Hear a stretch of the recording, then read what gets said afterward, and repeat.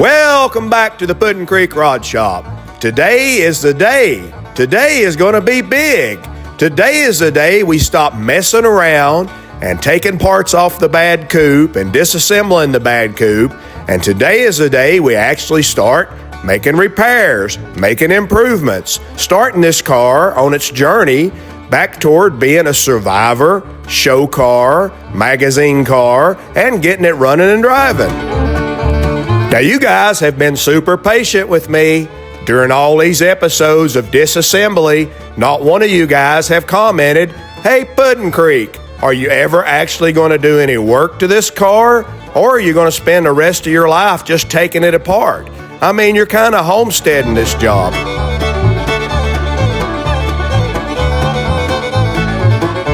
Not only are we going to start making repairs today, but also we're going to fire up the Bridgeport milling machine and we're going to make from scratch a speed part for this car that should have been made back in the day but didn't quite get made. And we're going to make it in the style of the 1970s, and we're going to make it in the style of all the other parts that are already on the bad coupe.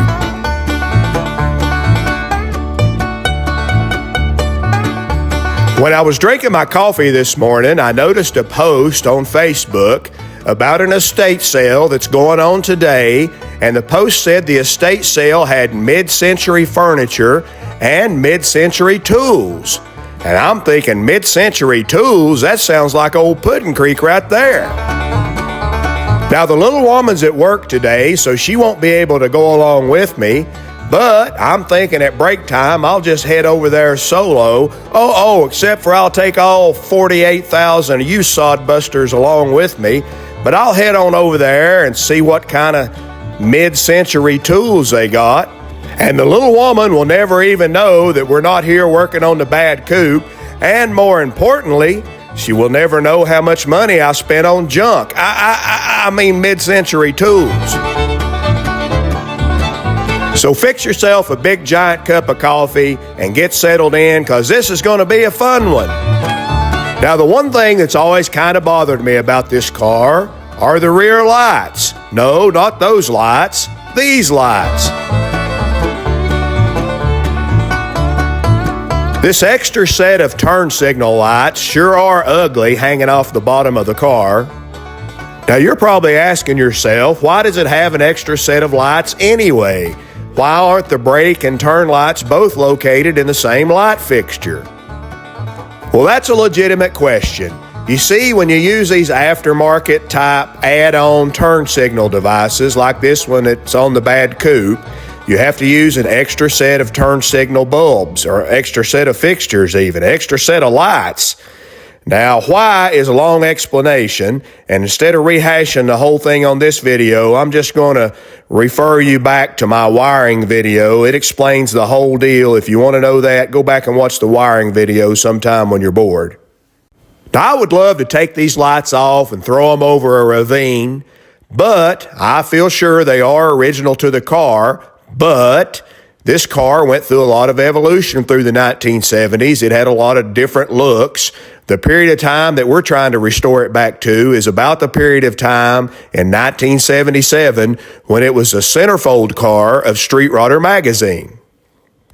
So here's $1 million question. Were those extra tail lights mounted on the car during the period of time that we're trying to restore it back to?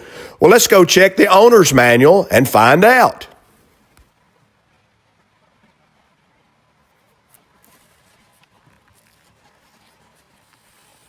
Well, there's our answer. Now, don't that tail pan look so much cleaner without those ugly turn signal lights hanging off the bottom of it?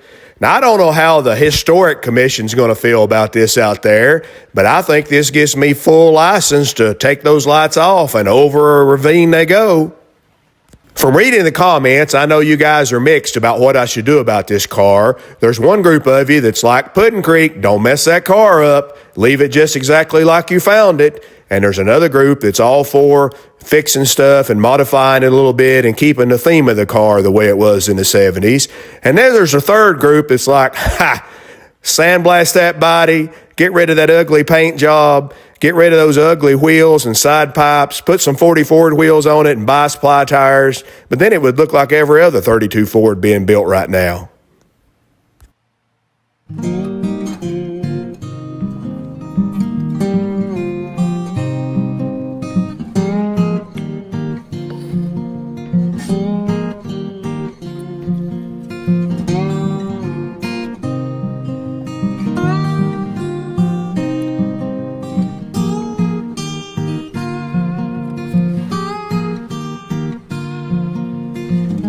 Now, I know there's a whole slew of you just scooted up on the edge of your chair and said, Puddin' Creek.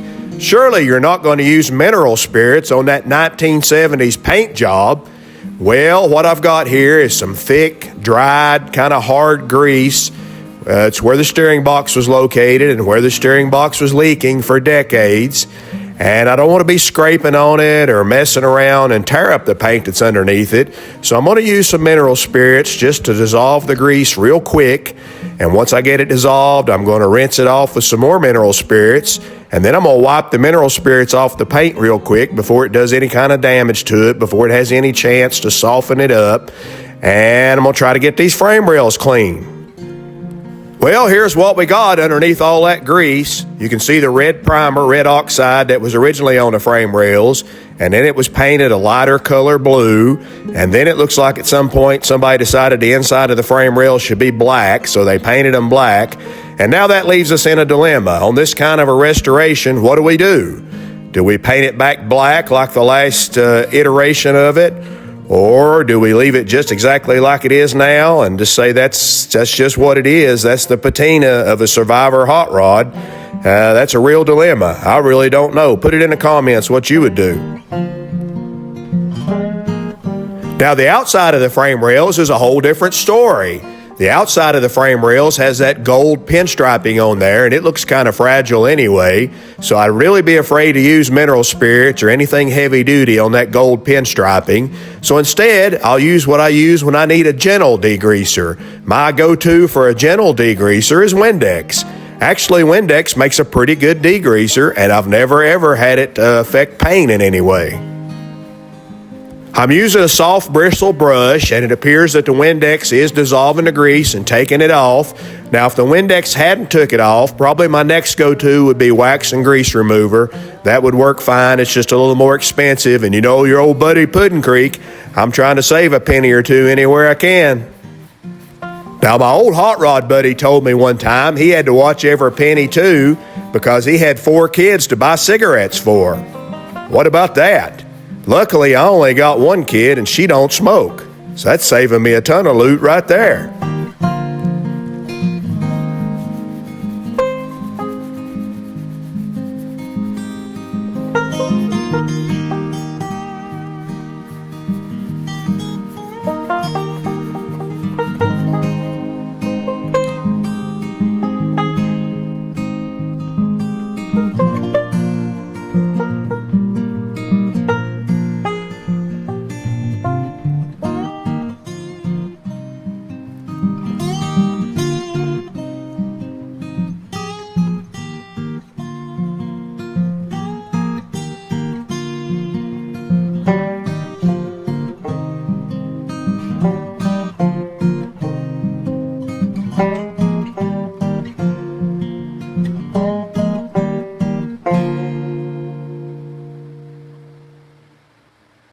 All right, while we're on a cleaning theme, we might as well go ahead and get it over with. We might as well go to work on this trunk floor.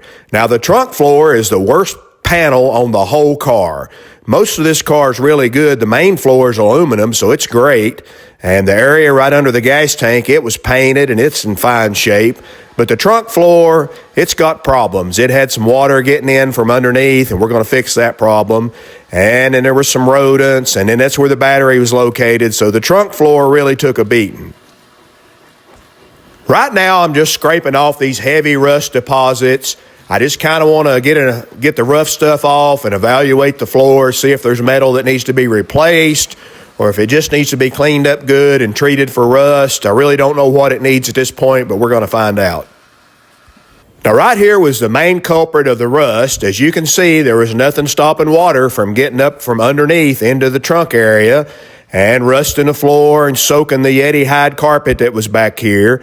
So we're going to have to fix this. I mean, I don't want to make any changes to the car more than you guys do, but this has to be fixed because we're putting brand new Yeti hide fur carpet back in this trunk, so it'll just get wet and ruined right off the bat if we don't fix it. Now, if this was just a normal car we were building from scratch and making a full build with a paint job and everything on it, obviously I would just cut that panel out and TIG weld a patch back in it and grind it all down, hammer it, the whole 9 yards. But if I do that and if I start doing every little flaw I find to that degree, you know what that'll end up being. We just end up pulling the body off the frame and redoing the whole frame and the floorboards and basically rebuilding the whole car. And that's not what we're trying to do here. What we're trying to do is just revive and preserve an old Survivor hot rod. Now, I'm only fixing things that need to be fixed to get the car running and driving or to preserve it. Fixing this hole in the floor will preserve the trunk. If I come upon items that are not perfect, but they're working and there's no, functional problem with them, I'm going to leave them the way they were built in the 70s. And the things I fix, I'm going to try to fix the way they would have fixed it in the 70s. So what I'm going to do here is just cut this bad piece out and do what they would have done in the 1970s, just make a piece of sheet metal and screw it right down over top of it, but I am going to seal it up. Well, there's the rear cross member, and it looks like they've took some small angle iron and made body braces to bolt to the rear cross member. And you're probably asking, what's that black tubing that's all coiled up and tied off to the cross member? Well, that's the air hose for the air shocks. You got to think 1970s on this car. Air shocks were all the rage in 1970s.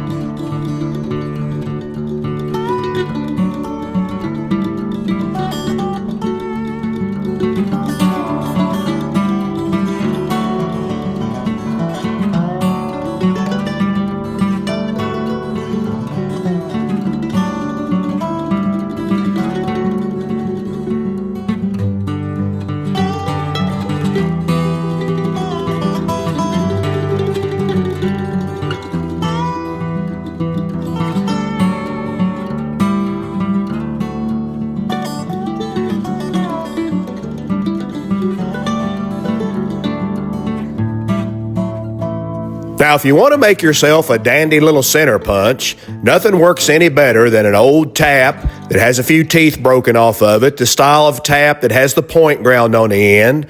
They're already hardened and heat treated, and they've already got the perfect point on the end, so all you do is just grind the broken teeth, grind all the teeth out of the way, and man, you've got yourself one dandy little center punch for working with metal.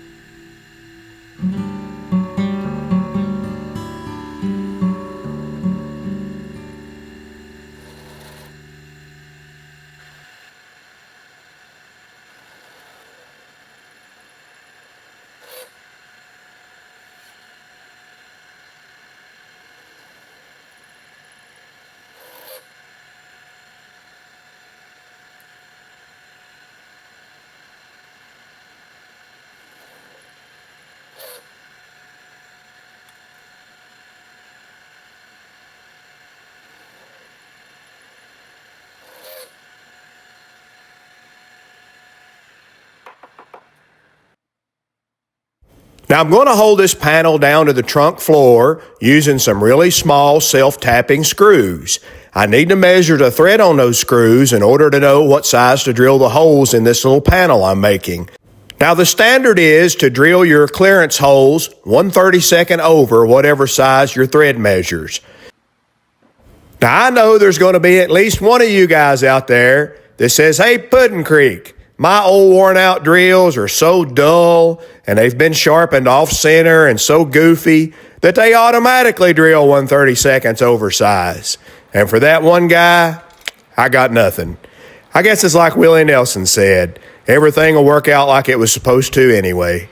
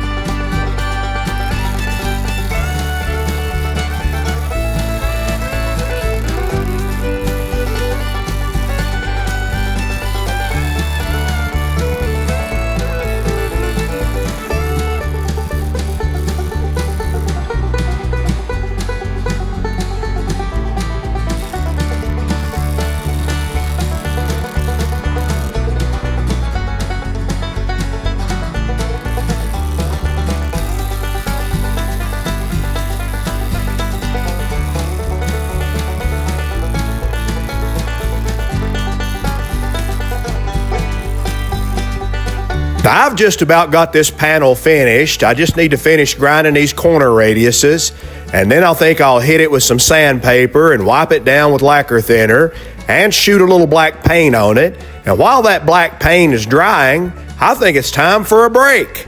I think it's time for me and all you guys to pile into the grocery getter and go check out that estate sale. What do you think? I'd like to see what kind of junk they got. I mean, mid-century American tools they have.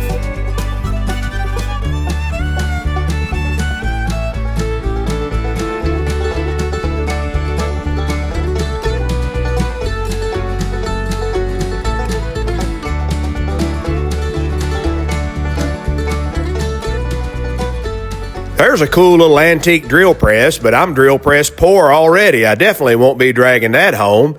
But hey, look at this little cast iron belt sander. I kind of like that. That's a cute little fella.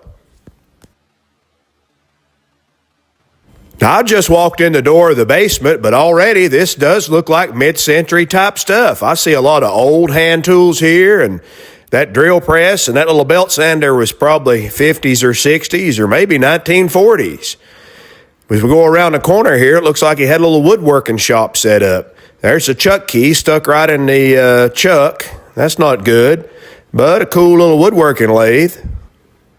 Looks like all the tooling you need to set up and start making table legs are right there behind it. Now, I could use some more of these little metal drawer bins. These things are as handy as a pocket on a shirt. Looks like these are already sold. I guess if you snooze, you lose. There's a whole shelf full of abrasives. We can always use sanding rolls and sandpaper. There's a pegboard full of tools. I mean, there's a lot to take in this little basement woodworking shop. There's an old school drill doctor. I wonder if that's an American-made one before they all went to China. There's a whole table full of tooling, cutters, and taps and dies. There's a planer, scroll saw, workbench, hubcaps. Man alive, there's everything going to be at this one. I can't wait to go through the rest of the basement. Well, what do we have here? A Machinist dial indicator, a Kent Moore brand. I'm not familiar with that brand. Are you guys? That's a new one on me. Looks like it was made in Jackson, Michigan. Here's the world's biggest aluminum piston, some steam toy accessories, a voltmeter, some kind of an amplifier, hubcaps. Can you name what car those came off of? I think the last one's Ford truck. A draftsman's kit. Man, this guy did a little bit of everything. He was a woodworker, a metal worker, a draftsman. He did, looks like electronics work. He's my kind of guy.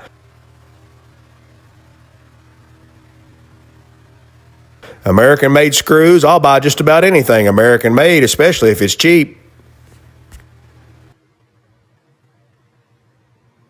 There's a set of Machinist telescoping gauges. That's probably the hardest tool in the world for guys to get a good reading on. I can't tell you the number of really good machinists I've worked with that couldn't get accurate results with telescoping gauges. There's an art to it. I'll give a demonstration on that sometime. Here looks like a full set of micrometers. That one's a Starrett. Don't really look like a matching set, though. This looks like a mismatched set of micrometers.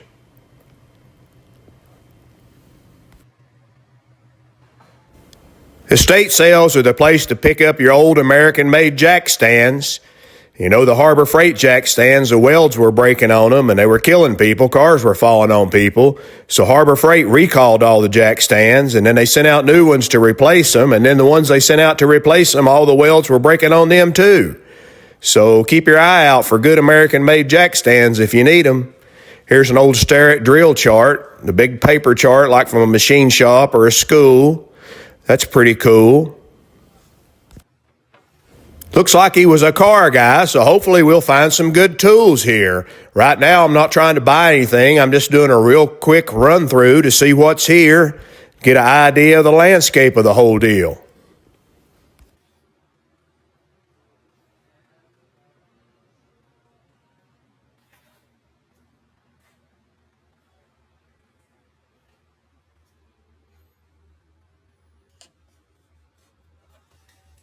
Now, you guys know me. Anytime I see an old 50s or 60s Craftsman metal box, I got to check it out, see what's in it.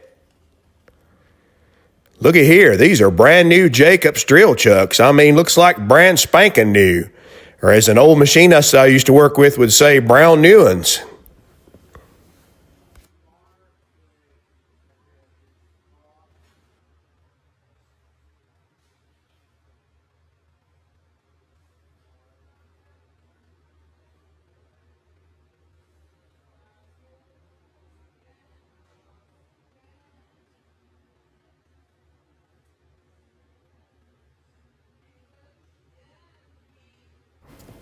Now, like I said, I'm just making a quick walkthrough right now, just trying to get an eyeball on what all's here. I mean, if there's something that looks like a major bargain, I'll go ahead and grab it.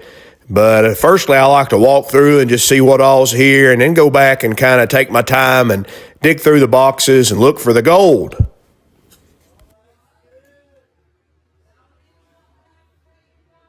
Now, this is about the third or fourth item I've said. It says Model A Ford on it. So I'm guessing this guy had a Model A, or as the old guys in East Tennessee would say, an A model.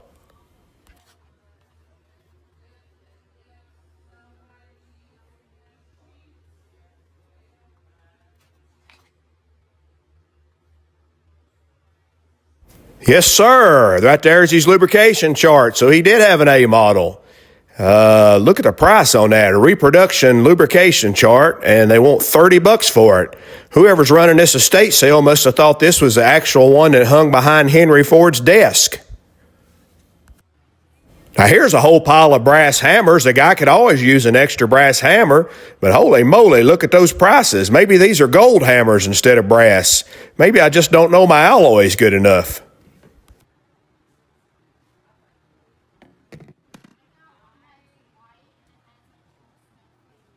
Boxes of staples from the 60s, good American-made solder guns, air tools. I mean, there's just a little bit of everything at this sale. Wow, now check out these hones. What year you guys say these hones are from? They got to be old.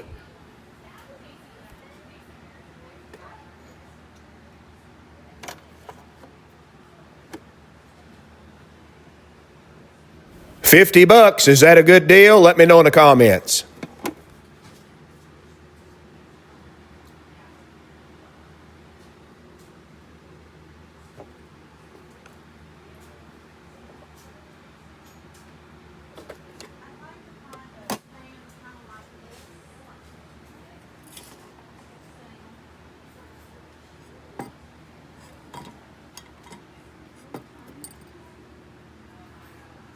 How you guys feeling about this estate sale so far? How you feel about the prices? Let me know. Now, when I came through the garage doors in the basement, the guy working the cash register there, he told me that everything is 20% off today.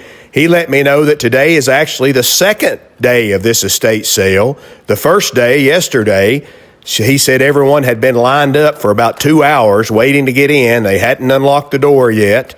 And while they were all in line, a giant storm came up, and it literally just drenched everyone. Then lightning started striking, and he said most everyone just ran for their car and went home. So he said almost nothing sold yesterday. Everything's pretty much still here today, and it's 20% off. Amco wheel cylinder hone. I know, just buy new wheel cylinders, but now all the new wheel cylinders are made in China, so maybe we need to start honing the old ones. Go back to the way they used to do it.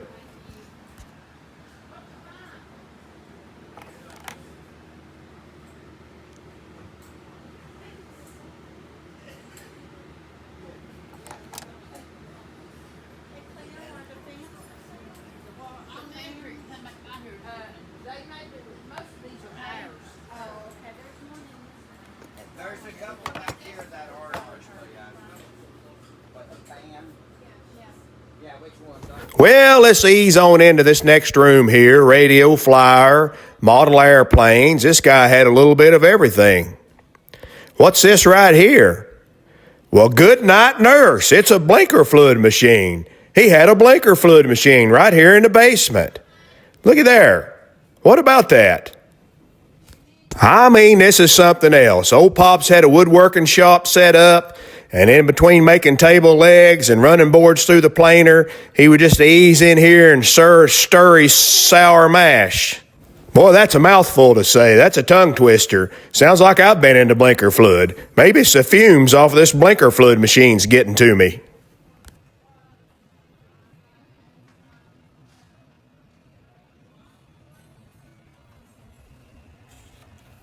Now, what do you guys think? You guys think the little woman would frown on me buying a blinker fluid making machine at an estate sale? Yeah, that's what I thought.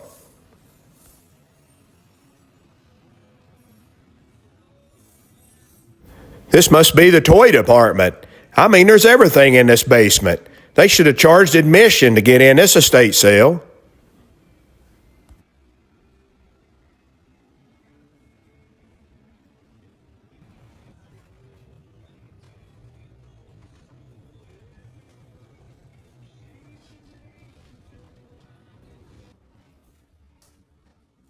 $500 for this old freezer. It probably still works. I mean, I hope it works for $500. It's cool though.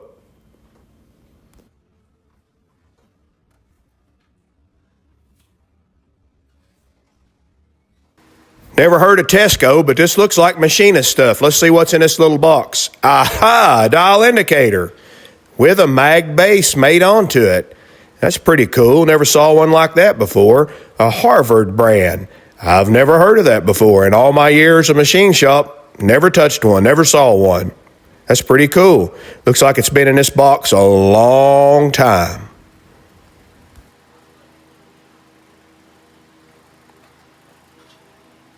Now, this is a special micrometer. I've never seen one like this before. It's made by Van Norman. Looks like a really good quality one. I bet there's somebody out there that knows exactly what it's for. Ooh, they're proud of it, too. I think they're proud of a lot of stuff at this estate sale.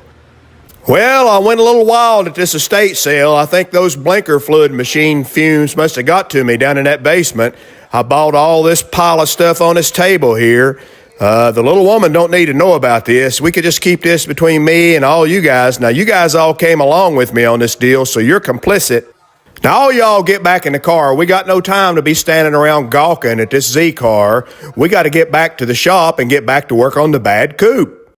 Well, we made it back to the shop. Now, I don't have time to unload all this junk right at the minute. I want to get back to work on the bad coupe. Like I told you at the first of the video, we're still going to machine a speed part for it today, so we've got a lot of work to do before this day's over.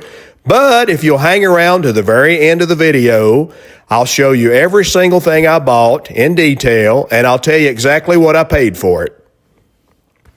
The next area we have to address is where the battery cables came up through the floorboard. As you can see, it looks like they cut a hole, a slot, and evidently it wasn't big enough, so instead of cutting it bigger, they just hammered it out bigger. Anyway, there's a lot of water, I'm sure, came up from the street into the floorboard through this hole, so we're going to have to get that fixed. We can do a lot better than that and not change the history of the car.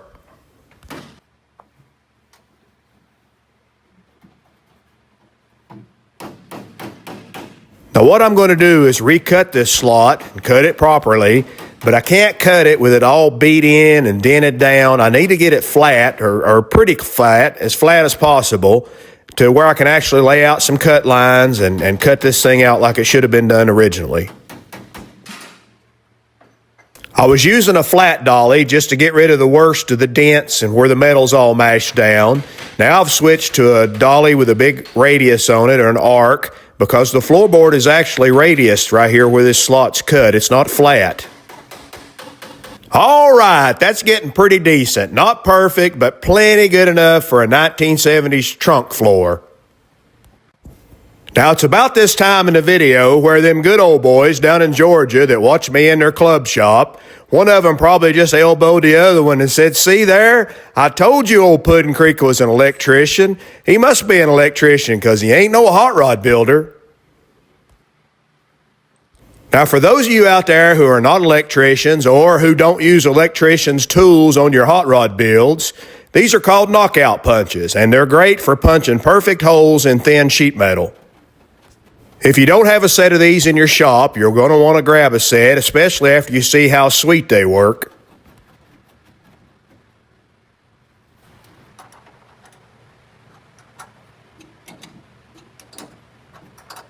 Now the end result holes that I want to end up with are going to be a lot bigger than this punch is going to punch, but I have to punch them out to this size in order to get the bigger bolt for the bigger die set in there. You'll see what I mean as we go along. This is just to punch out a small hole to get the next size bolt in.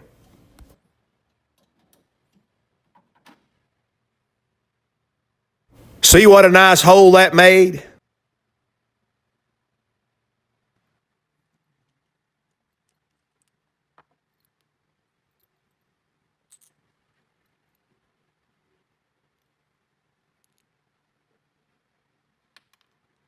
All right, now that I've got the smaller hole punched in the floor, I can now move up to this bigger size bolt and the bigger die set.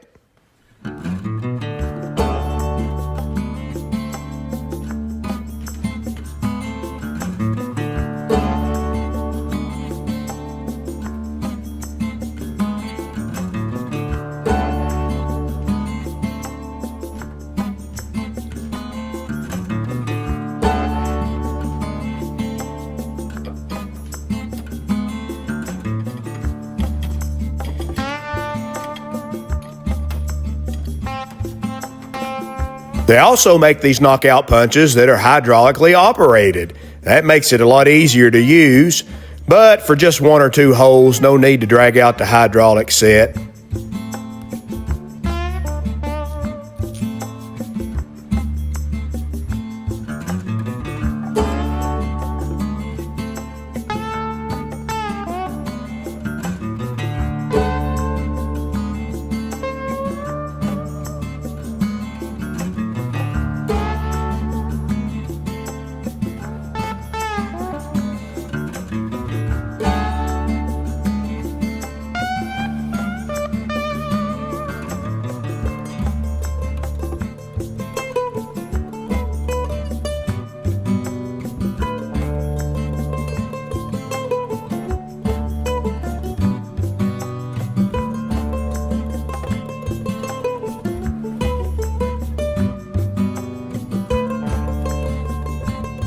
Now I'm going to make myself the world's fastest paper pattern. I'm not going to be too accurate with this. This is just to give me something to lay out the opposite end of the slot, so I'll punch the hole directly in line with the hole I just punched, and a place to lay out my saw cuts so that we end up with a nice even slot in the trunk floor.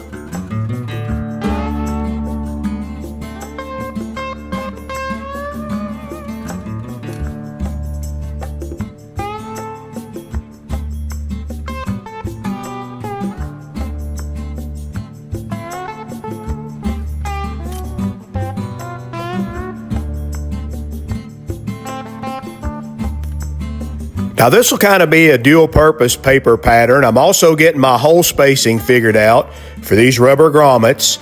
Now the holes won't go in the floorboard. We've already cut a slot in it. The holes are going to go in a plate that we're going to make and polish up. This is going to be our speed part. And I know speed part might be pushing it a little bit in the earlier description.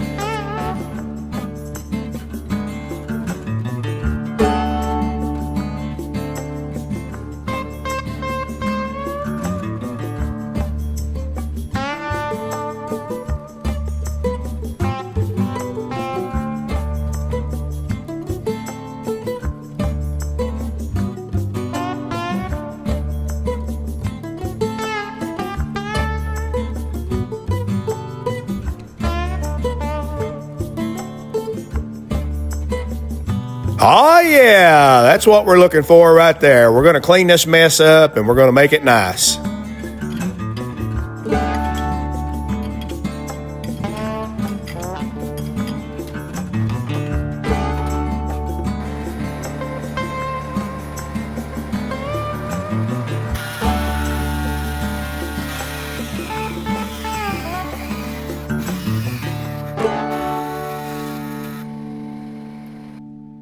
Now the knockout punches make nice uniform holes, but they do leave a little burr on the edge. So we'll take this Vargas tool and do a little deburring.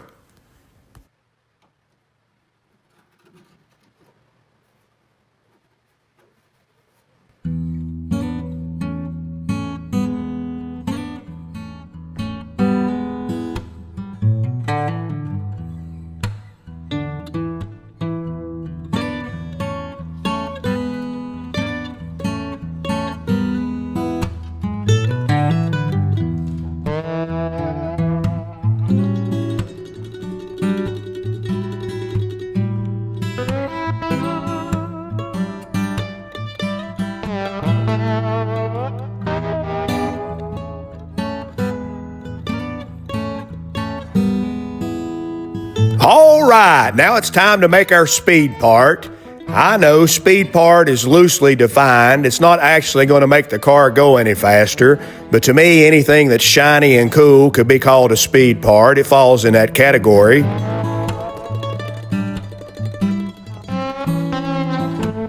Now, normally I would set up the vertical bandsaw attachment that you guys watch me make for General Chow's bandsaw, but I just need to make a couple of quick cuts, and this is aluminum. It cuts like butter anyway, so I'm just going to use this body saw and knock it out.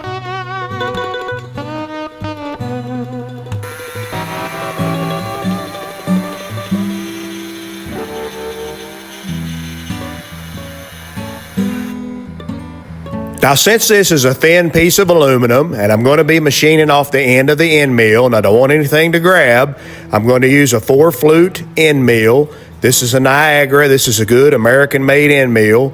I've got some black magic marker on there from a previous job. I don't remember what that was about, but just ignore that. That has no bearing on anything.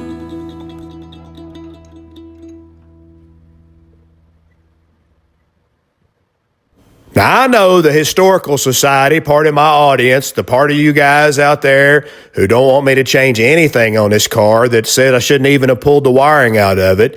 I know you guys are saying you're making new parts for the bad coupe. That's not preserving it. That's not keeping it like it was built. Well, hear me out. We had that hole in the floor. I think you guys will agree that had to be fixed. I mean, and you can't make a hole smaller, so we had to cut it a little bigger. So now we've got to have rubber grommets for the battery cables to come up through. No rubber grommets equals battery cables shorting out against the trunk floor and a fire. We can't have that. And no rubber grommets also equals water coming into the trunk, and that's the whole problem we're trying to fix. So we got to have a plate to hold those rubber grommets. Now, I could have just made a steel one and painted it black, but instead I'm going to make an aluminum one, and I'm going to polish it up and make it look nice. And no, I'm not going to make it look like a Boyd Coddington part. It's not going to look like the 1980s. I'm not going to mill any flutes in it. It'll just be smooth, polished aluminum, and when I get done with it, it'll look just like the style of the firewall insert that's polished aluminum, and just like the style of the dash in the bad coupe, which is steel and chrome, but looks like polished aluminum. Hopefully, when I get done, this will just look like a piece that the guys would have made in the 70s if they'd had a little more time to work on the car.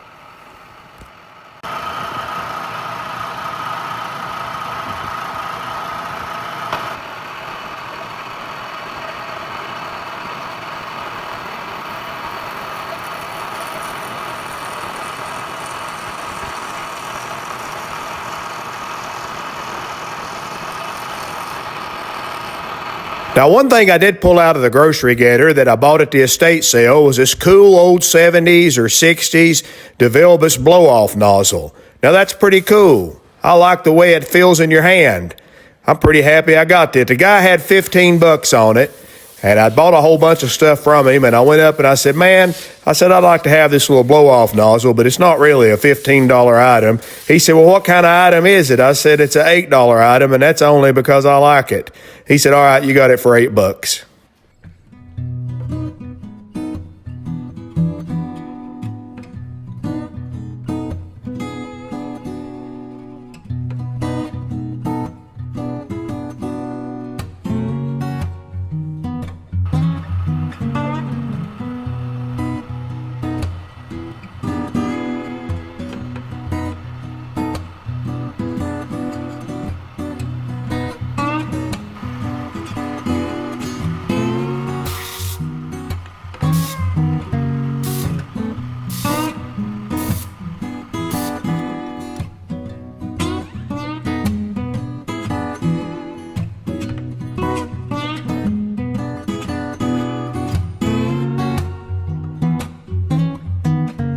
Now, this is called an edge finder. I know a lot of you guys from the comments, I know a lot of you guys that watch my videos are just now getting into the Bridgeport milling machine. Some of you have one, you've just bought one, or you're looking for one. Well, when you get ready to buy your edge finder, get one of these sterrets right here that has the 200 thousandths diameter tip. And that makes it real easy on you, because when you pick up the edge of a part, you have to add half the diameter of the edge finder to your first movement that you crank it over. And since these are 200 thousandths, that makes it easy. Every time you pick up the edge of the part, you're just going to add 100 thousandths to your first movement. You don't need a calculator. You don't even need a pad and a pencil. Now, to use an edge finder, run it at about 800 RPM. Take your thumb and knock it off center to where it's running sigogglin, and then slowly dial your table over. And when you have the edge of your part directly in the center line of your machine spindle, both diameters on your edge finder will run completely concentric. It's easy to see.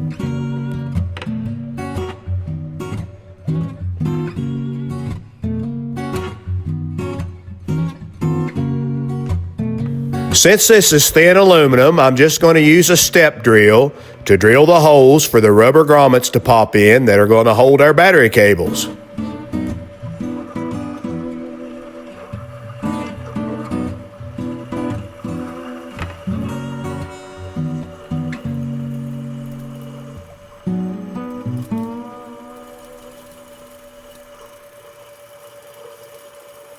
I can't go to full depth with the drill because I'm going to hit the bottom of the mill vise. So what I'll do is I'll drill both holes this far, this deep, and then I'll move the part and let each hole hang out one side of the vise and go ahead and pick it back up and finish drilling it to the final diameter.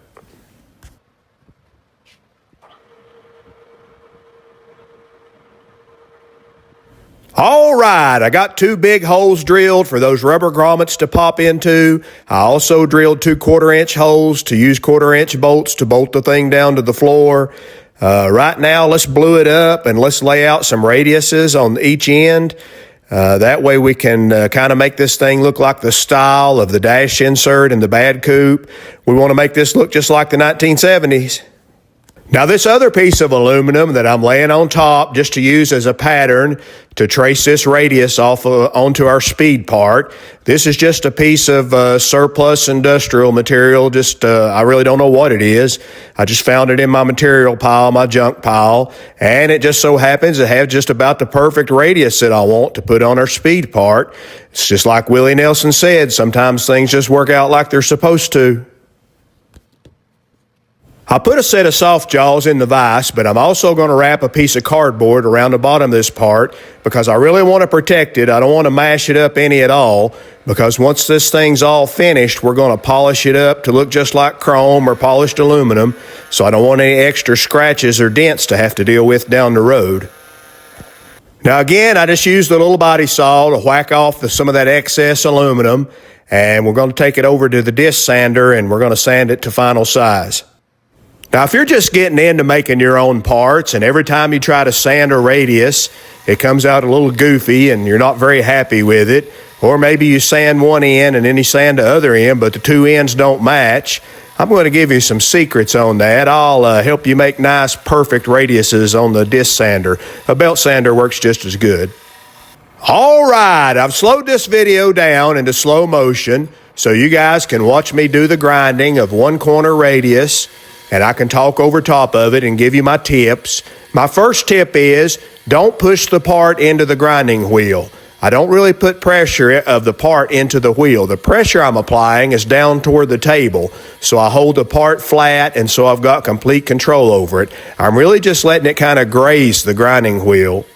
My second tip is when you first start grinding your rough sawn radius, your saw marks, find the high spots and knock those kind of down even close to the low spots. Once you've got those high spots knocked down even, then start trying to match the radius of your scribe line. Even if you're 1/8 of an inch away or 1/16 of an inch away from your scribe line, start trying to make that perfect radius and match your scribe line before you get down to it. You don't want to wait till you're already grinding against your scribe line to try to get the perfect radius. By the time you get there, it should be perfect and you're just blending it in with the scribe line.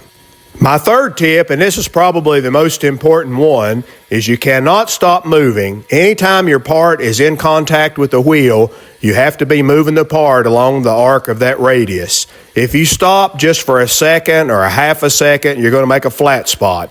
And that's usually what everybody does. They have a lot of flat spots in the radiuses where they pause. So what you do is you make a continuous arc of the radius against the grinding wheel, and if you need to stop to look at it or check something, you pull it back away from the wheel before you stop. Don't stop and then pull it away. Pull it away as you're stopping. My last tip is, if you're making a full end radius like this part's going to have, don't try to grind the full end radius all at once. Do it in halves. You see how I'm only doing the right hand half right now? So do that half and then switch over and do the left hand half. And when you get both of those perfect, then start back on the right hand and do one finish pass all the way from the right hand over to the left hand. And that'll clean up the tiny little blend spot in the middle of the radiuses. To prep aluminum for the buffing wheel for polishing, I use a worn-out sanding sponge. I mean one that should have been thrown away 5 years ago. That's the one you want. And that will just shine it up real nice and take away light sanding scratches, but it won't put any extra scratches into the aluminum for you to have to worry about buffing out. I actually learned this old trick from an old woodworker. You know, when you apply a coat of polyurethane to a piece of wood trim, it raises a grain and makes it feel rough, the first coat. Well, he would use a worn-out sanding sponge just like this to level the wood grain and have it prepared for the second coat of polyurethane. Work like a charm, and it works great on preparing aluminum for the buffing wheel. I see a couple of deep blemishes in the aluminum, but we're not going to try to get those out. Again, we're trying to make this look like a 1970s home-built hot rod, not a Riddler winner. Now for buffing small parts, I just use General Chow's buffer here. Yeah, that's right, he's related to General Chow's bandsaw. I made this wood base on it so I can slap it in and out of my vise real quick. I think I paid $24 for this buffer at Harbor Freight. It's a complete piece of junk, but it does the job. All right, again for the beginners out there, here's the world's fastest aluminum polishing tutorial. You got two wheels. The one on the left is woven. That's for the rough buffing or rough polishing. The one on the right is loose. It's not woven. That's for the finish polishing. You got brown buffing compound for the woven wheel. That's for the rough polishing. And white jeweler's rouge for the other loose wheel. That's for the finish polishing. Lastly, I've got an old junk file that I use to clean the wheels. You have to clean the built-up aluminum out of the wheels regularly.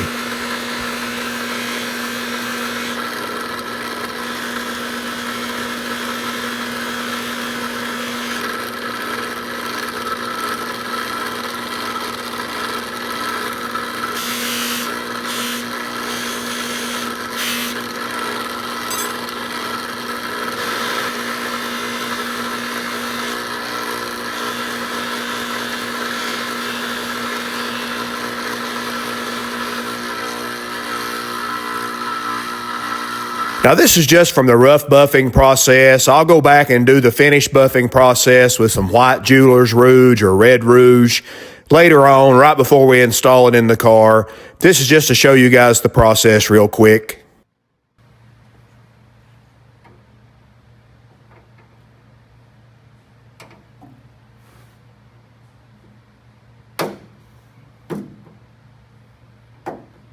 All right, that fits good, except for I forgot one little minor detail. The floorboard is radiused, and I made the part flat. So let's fix that right now. Now, you guys thought I was going to have some kind of special machine to do this. You got to remember, I just polished this part on a $24 buffer. You can't expect too much. That's getting pretty close. Just a little more on the right-hand side. I believe we'll be good. Well, there it is, guys. That's the finished product. Now, remember, we'll have Yeti fur in between that and the trunk. And also, I'll make a steel plate that looks just like the aluminum one I just made to go on the bottom side of the trunk sheet metal. And a rubber gasket to go underneath also. So it'll all be nice and watertight and no water coming up into our Yeti fur. Well, that's enough work for today. Like I promised you guys earlier, let's look at all that stuff we bought at the estate sale. I bought the Napa Girl here for $5. Oh, and 20% off $5, that is. I went ahead and hung her back here on the office door right above George Jones and right beside my collection of first issue car magazines. Everyone in this frame is the very first issue ever of these magazines. Now, extra points in the comments for you if you know what these machines right here are or what they do. Anyway, let's get the grocery getter unloaded and look at our junk haul. Now, as we go through all this stuff and you're thinking, Puddin' Creek, why in the world did you buy that? You got to remember what my daddy always told me. My daddy always said, a junk man never goes hungry. Well, here's the first lot of junk that I didn't really need. This was a screen printing lot. The whole lot was $5. I guess these are the knives that you cut the screens with. They're odd-looking little fellas. Anyway, the whole lot was $5, 20% off, so that's $4 according to my country math. You guys correct me if I'm wrong, if you've got the calculator out there as we go along. But anyway, I got 2 of these brand new knives to cut the screens, and I got the instructions on how to screen print, and 2 screen printing screens. Now, you're probably thinking the same thing everybody else is thinking. What in the world are you going to do with that? Well, maybe we can talk the little woman into screen printing us some T-shirts. It looks like this guy was set up to screen print Model A Ford T-shirts. How about that?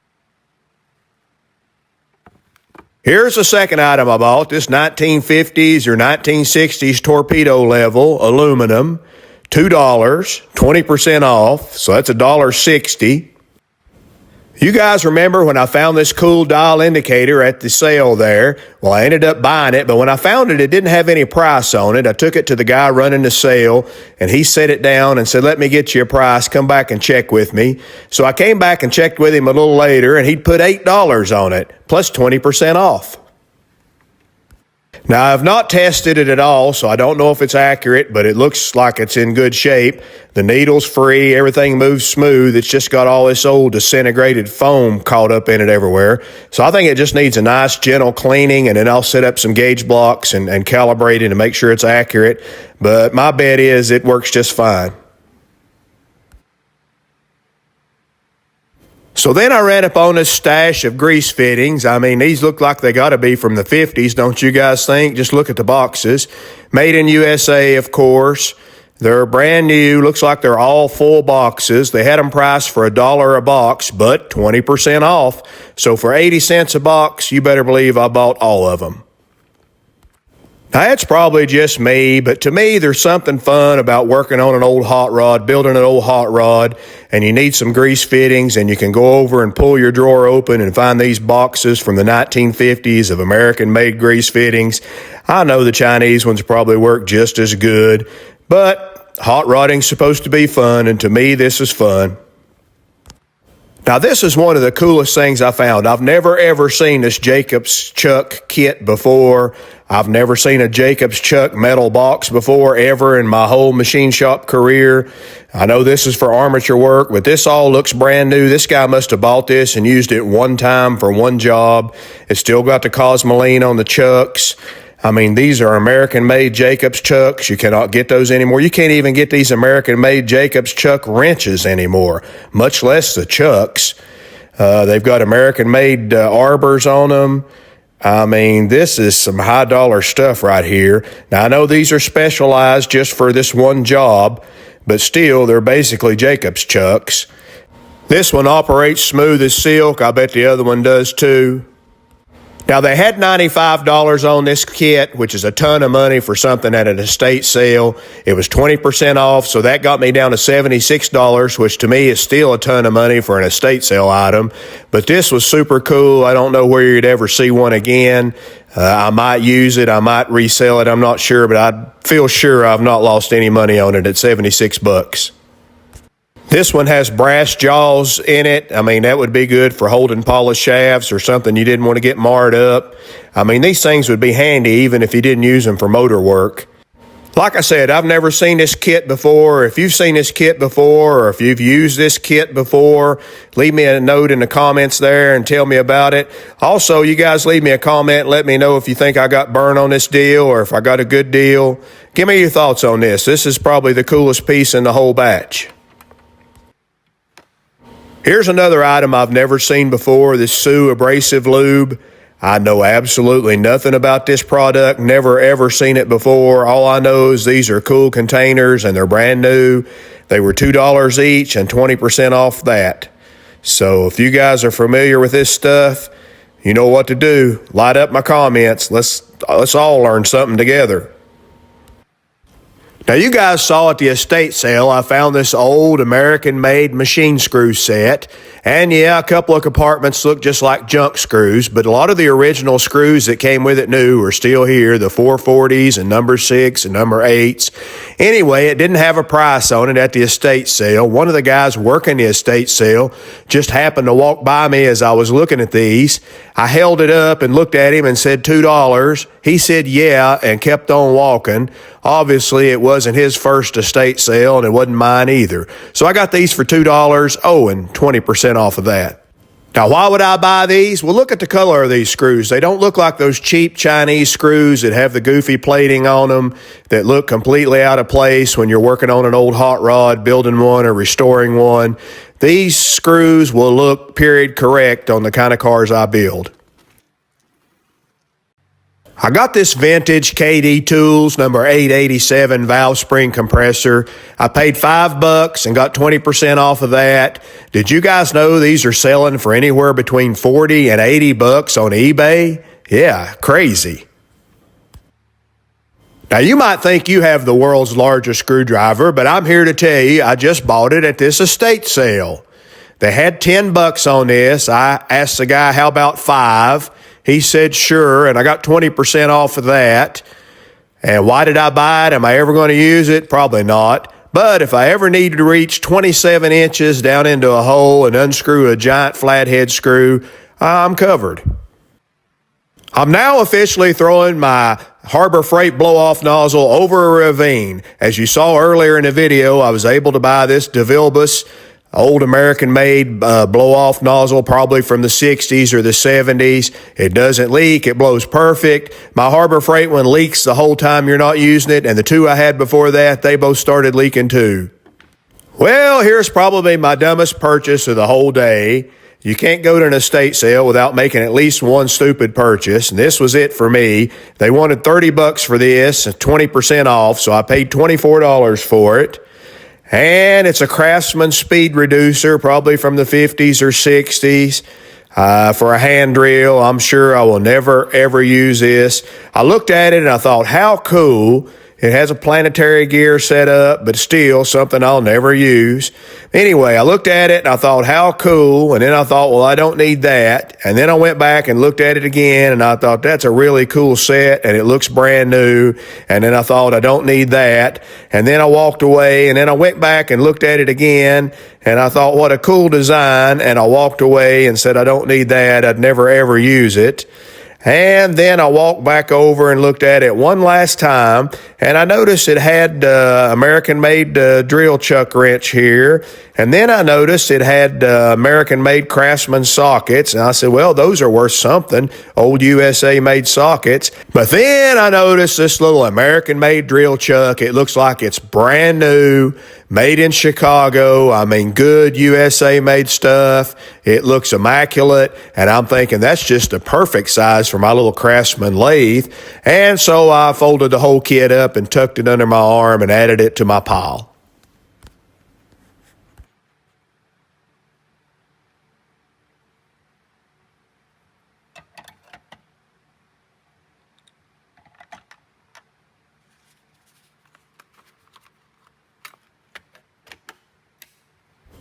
Now you're thinking, what in the world is that? Old Puddin' Creek bought an ammo box? Well, it's not an ammo box, but it is military. Now, like my Harbor Freight blow-off nozzles, I am sick and tired of Harbor Freight tire pressure gauges. You can buy 3 of them and get 3 different readings. They're like my old machine shop teacher told one of my fellow machine shop students. Our challenge was to make 5 parts, machine them all over, and have every dimension be exactly the same, all 5 parts identical. And the machine shop teacher checked this kid's parts, and he said, you know what's wrong with these parts? And the kid said, what? And he said, they're like horse droppings. No two are alike. Now, this is a military-grade tire pressure gauge kit with all the accessories. It looks like it was intended to check the tire pressure on aircraft, but tire pressure is tire pressure. It works just as good for hot rods. They had $15 on it, 20% off, so I got it for $12. They said old Boyd Coddington back in his heyday, when he would mount tires on wheels, he would pick a letter on the tire and he would align the valve stem with each wheel to that certain letter on a tire. So all 4 wheels had the valve stem perfectly aligned with one of the letters on the tire. Now that's pretty cool, but here at Puddin Creek Rod Shop, from here on out, all 4 tire pressures will be perfectly calibrated to mil specs. You got to up old Boyd every once in a while if you can. All right, I got these 2 carborundum grinding wheels made by the Niagara Company. Top quality stuff, brand new, still in the original packaging. Even the packaging was printed in the USA. I mean, this is my kind of stuff. I paid $5 each and got 20% off of that. Oh, looky here. I got this small bench top, small parts washer. It was $15, 20% off, so I paid $12 for it. Made in Chicago. I'm guessing 1950s. If you guys know better, let me know in the comments, but it looks 1950s to me. It's got the basket there that you can hang up and let it drip dry or drop it down into wash solution. I have no idea if it leaks or not, but my money is it does not. It looks like a really good quality product. It looks like it's got the fusible link there, so if it catches on fire, the lid falls shut. I mean, this is good old American-made ingenuity, good American-made design. I am stoked to get this, and I will absolutely put it to use. Now, just for comparison, let me show you the current benchtop small parts washer that I use. It does not have a fusible link in the lid. As a matter of fact, it barely even has a lid. Instead of being non-flammable, the lid is highly flammable. You can see here in the little parts basket, I think these are the chrome bolts that held the steering column on the bad coupe. They were gunked up with grease, and I've had them in here soaking. Anyway, this new little benchtop parts washer is going to be a huge upgrade for the Puddin Creek Rod Shop. I got this adjustable reamer also. I need to double check, but I think this is the proper size for Model A kingpins. Anyway, it didn't have a price on it. I just threw it in my pile, and when the guy was adding my pile up there at the end of the whole deal, he picked it up and said, "How about $3?" And I said, "That sounds good to me." And of course, I got 20% off of that. I grabbed this old volt ohm meter for $15, 20% off, mainly because it was an RCA brand. I've never seen an RCA voltmeter before in my whole life, and this one's really cool in a metal case. Now, I have digital meters. I have digital voltmeters, ohm meters, but to be honest with you, every time I work on something, I grab my old Simpson analog meter. I've had this Simpson since I was a teenager. I used this thing when I was putting car stereos in for my buddies, so I don't know why, but I just like an old analog meter, so this one will be a good backup for my Simpson. So at the estate sale, there was one whole shelf, a big shelf full of abrasives. All the abrasives I'm going to show you here. None of it had any kind of price on it. I flagged one of the guys down working at the estate sale, and I said, "I want to buy this whole shelf full of abrasives." He said, "All of it?" I said, "All of it." He said, "There's a lot there." I said, "Yeah, how many people have you had pricing it this morning so far?" He said, "None." I said, "All right, well, keep that in mind when you make my price." So he looked at it and he said, "How about $30?" And I said, "I was thinking 20." And he said, "Well, you know where we're going then, 25. I said, "I can't argue with that." So I paid $25 for all the abrasives I'm showing you, plus 20% off. Now, abrasives are expensive, and we can always use abrasives in the hot rod shop, but the thing that's so cool about all this is it's all old USA stuff. I mean, this is pretty old stuff, like everything else this guy had. It looks like 1950s or 60s or maybe 1970s at the latest. I mean, when do you think's the last time they manufactured rolls of sandpaper in Niagara Falls, New York? I mean, just take a guess. I don't know why, but where this old stuff was made is really interesting to me. Maybe just because I'm into nostalgia. Looks like this is the Michigan Abrasives Company in Detroit, Michigan. Some of these packages are brand new. I don't think they've ever even been opened. Now, this is not technically sandpaper. This is a woven cloth. You can see the weave in it. See the pattern there? Electro-coated. How about that? made by the Carborundum Company, again in Niagara Falls, New York. Crocus cloth, boy, does that bring back some memories. You see, when your old buddy Puddin' Creek was 18 years old and he got his first job in the machine shop, I was turning this part on a lathe, a little shaft, and I got it done, and the surface finish didn't come out very good. It was a little rough. So I took it to this old machinist, one of the best guys in the shop, and I asked him, I said, "You think this is good enough to pass?" And he said, "Well, it's not great." He said, "I tell you what you do." He said, "Chuck it back up in the lathe and get yourself some crocus cloth and polish it up, and it should be good enough." Well, I'd never heard this term before in my life. I was fresh off the farm, crocus cloth. So I looked at him quite confused, and I said, "You mean sandpaper?" And he said, "Son, did I say sandpaper? If I'd have meant sandpaper, I would have said sandpaper." So I trudged off to the tool room to try to find this mysterious crocus cloth. Well, I never did, so I just took some sandpaper and polished it up, and it was good enough to go. Now, I'm sure that old machinist is dead and gone, probably been dead for years, but if I ever found out he was still alive and maybe in one of the local nursing homes, I would love to go visit him and say, "Hey, I finally found that crocus cloth you sent me after."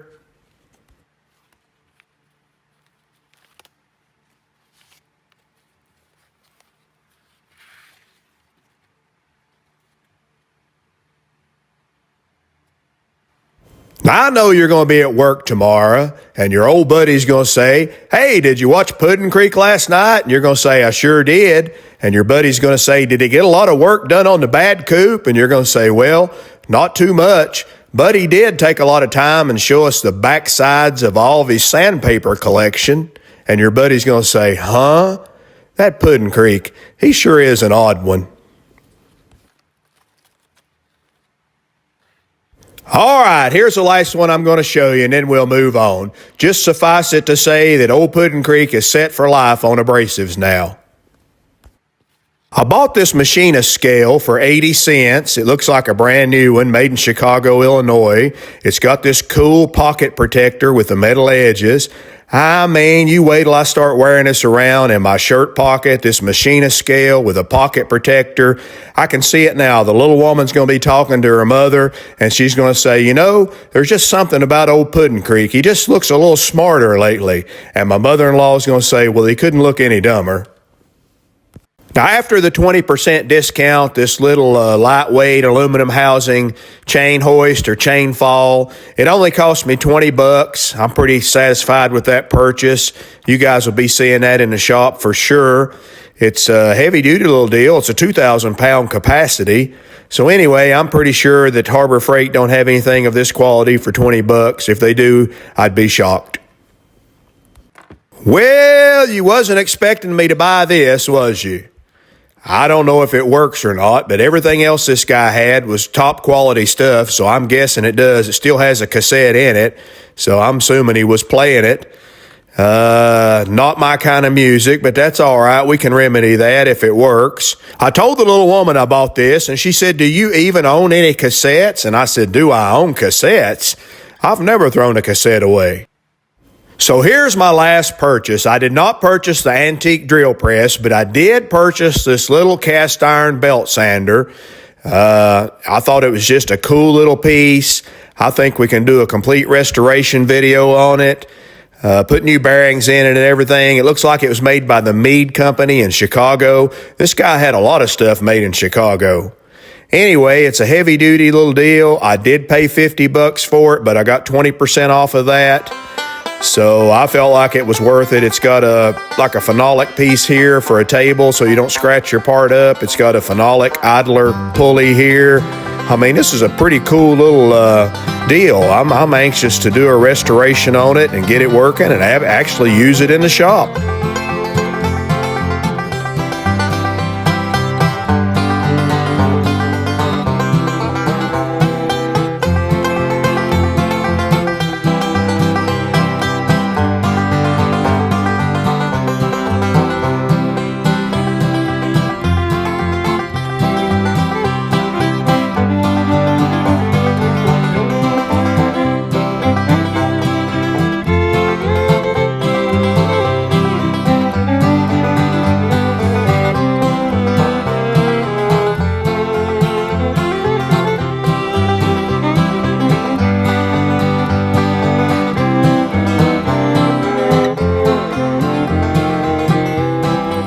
Well, that's our show for this week. This was a long one. I sure appreciate you guys staying till the very end. And I appreciate you coming back every Monday to watch our show. Leave us a comment if you enjoyed it. Leave us a thumbs up. Subscribe if you hadn't already. I'm going to let you guys go now. Now you can switch on over and watch Chip Foose's channel or somebody that actually knows what they're doing. All but me, I'll be here at the Puddin Creek Rod Shop, just blowing off parts with my DeVilbiss blow-off nozzle and listening to Waylon on the cassette player like it's still 1979. We'll see you next Monday.